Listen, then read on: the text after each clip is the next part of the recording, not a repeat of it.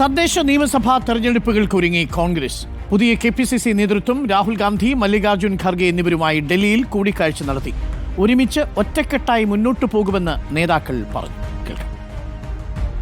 സാധാരണ നിലയിൽ AICC നേതൃത്വവുമായിട്ടുള്ളൊരു കൂടിക്കാഴ്ചയാണ്. അതിൽ ഞങ്ങൾ കോൺഗ്രസ് പ്രസിഡന്റിൻ്റെയും പ്രിയങ്കരനായ രാഹുൽജിയുടെയും എല്ലാം സപ്പോർട്ടും ഉപദേശ നിർദ്ദേശങ്ങളും സ്വീകരിച്ചു.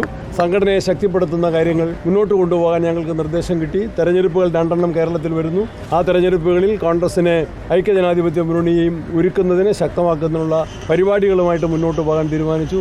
പ്രധാനപ്പെട്ട നേതാക്കന്മാരെല്ലാവരും തന്നെ എത്തിയിരുന്നു. ശക്തമായിട്ടുള്ള അവരുടെ നിർദ്ദേശങ്ങൾക്കനുസരിച്ച് ഞങ്ങൾ മുന്നോട്ട് പോകും. അദ്ദേഹത്തിന് വ്യക്തിപരമായ ചില അസൗകര്യങ്ങളുണ്ടായിരുന്നു പറഞ്ഞു. തെരഞ്ഞെടുപ്പുകളെ വിജയകരമായിട്ട് UDFനെ ഒറ്റക്കെട്ടായി കൊണ്ടുപോവുക, നല്ല സ്ഥാനാർത്ഥികളെ കണ്ടെത്തുക, നല്ല പ്രചരണ മിഷനറി ഉണ്ടാക്കുക, ഇന്നത്തെ LDF സർക്കാരിൻ്റെ ആൻറ്റി ഇൻകംബൻസി ജനവിരുദ്ധ നയങ്ങൾക്കെതിരെ ശക്തമായിട്ടുള്ള പ്രചരണങ്ങൾ സംഘടിപ്പിക്കുക. സാധാരണ ഒരു ഇലക്ഷന് കൂടുതൽ പ്രാധാന്യം കൊടുത്തുകൊണ്ട് ശക്തമായിട്ട് മുന്നോട്ട് പോകും. The new team of Kerala, which is very balanced, and everywhere our workers are so enthusiastic, even the media, our UDF partners, they all congratulate this team, and especially it is our new responsibility to come in power in 2026, and for that the enthusiasm shouldn't stop, and we will just go together as a team and unanimously, univocally we will speak and we will do it. That is the main promise today. ഒരു കാര്യം വ്യക്തമാണ്. ഇതുപോലെ ചില റിപ്പോർട്ടുകൾ പാലക്കാട് തെരഞ്ഞെടുപ്പിൽ നമ്മൾ കണ്ടിരുന്നു. വലിയ ഡിസാറ്റിസ്ഫാക്ഷനും ആകെ പൊട്ടിത്തെറിയാണ്, ഞങ്ങളിതോടെ തീരാൻ പോവാണെന്നൊക്കെ പറഞ്ഞിട്ട് വലിയ പ്രചരണം ഉണ്ടായിരുന്നു. അവസാനം ജനങ്ങൾ തീരുമാനിച്ചത് എന്താ?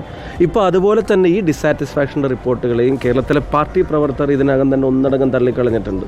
ഞങ്ങൾക്ക് ഇൻഡിവിജ്വലി കിട്ടുന്നതല്ല, ഒരു ടീം എന്നുള്ള നിലക്ക് പാർട്ടി പ്രവർത്തകർ, സാധാരണ പ്രവർത്തകർ, ജനങ്ങളും, ഒരു മാറ്റം ആഗ്രഹിക്കുന്ന ജനങ്ങൾ നൽകുന്ന പിന്തുണ ഞങ്ങൾക്ക് നേരിട്ട് അതിൻ്റെ direct response കിട്ടുന്നുണ്ടല്ലോ.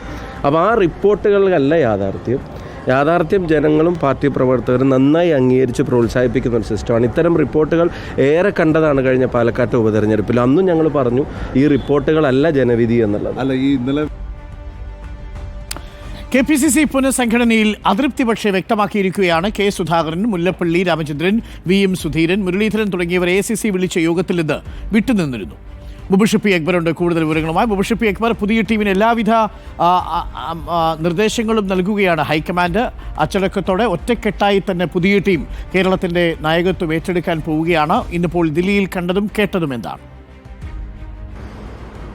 Doctor Arunkumar, KPCC പുനഃസംഘടനയുമായി ബന്ധപ്പെട്ട് കേരളത്തിലെ മുതിർന്ന കോൺഗ്രസ് നേതാക്കൾക്കിടയിൽ അതൃപ്തി പുകയുന്നൊരു പശ്ചാത്തലത്തിലായിരുന്നു ഇന്ന് ഡൽഹിയിലെ ഇന്ദിരാഭവനിൽ വെച്ച് AICC യോഗം ചേർന്നത്.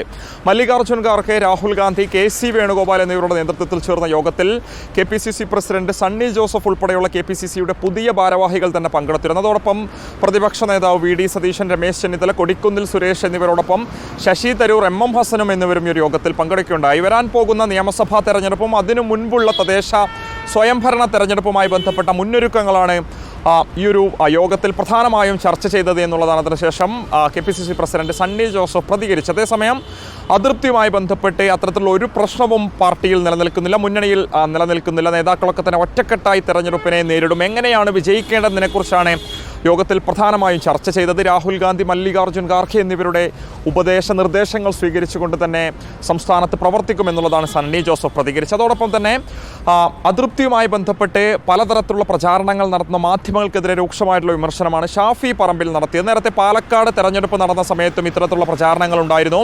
ആ പ്രചാരണങ്ങൾക്കൊക്കെ തന്നെ ജനങ്ങളാണ് മറുപടി കൊടുത്തത്.